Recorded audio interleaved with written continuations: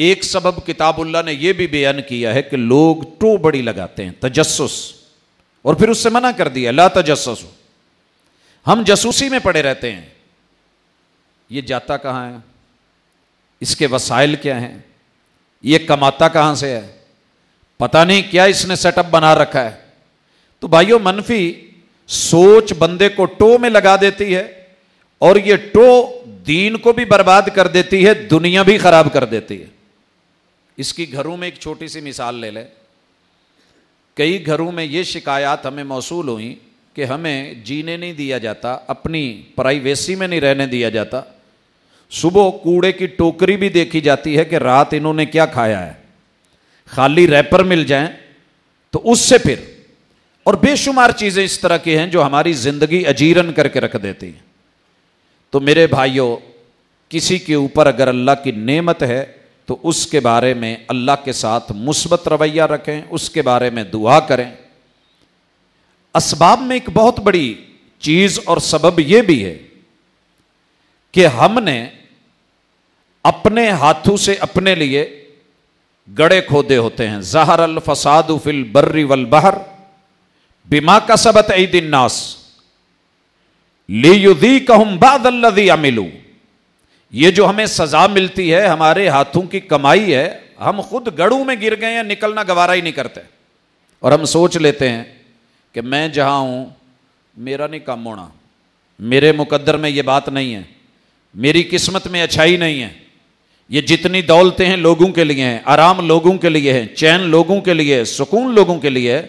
لا تقنطوا من رحمت اللہ، مایوسی کی طرف قدم نہ اٹھائیں، منفی سوچ۔ اب آئیے ذرا اس چیز کی طرف کہ منفی سوچ کے اثرات کس طرح کے ہیں۔ دو بڑے اثرات ہیں۔ پہلا، انسان کی اپنی ذات پہ، ذات پہ جب اٹیک ہوتا ہے منفی سوچ کا تو اس کے دو بڑے نقصان ہوتے ہیں۔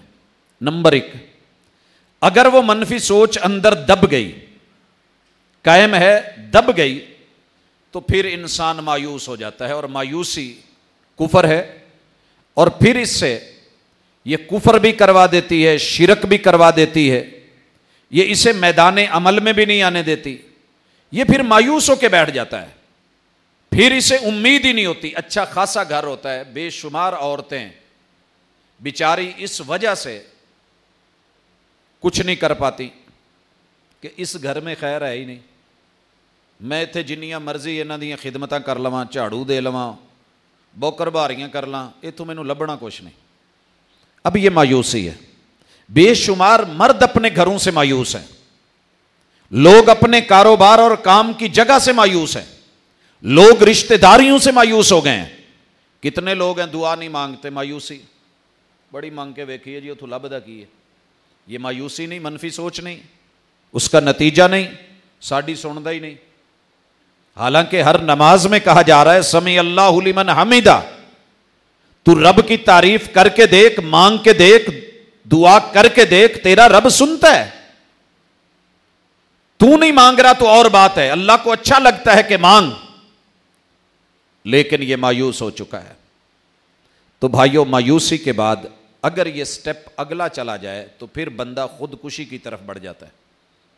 ہماری سوسائٹی میں منفی سوچ کا ایک بہت بڑا رجحان ہمیں خودکشی کی طرف لے جاتا ہے۔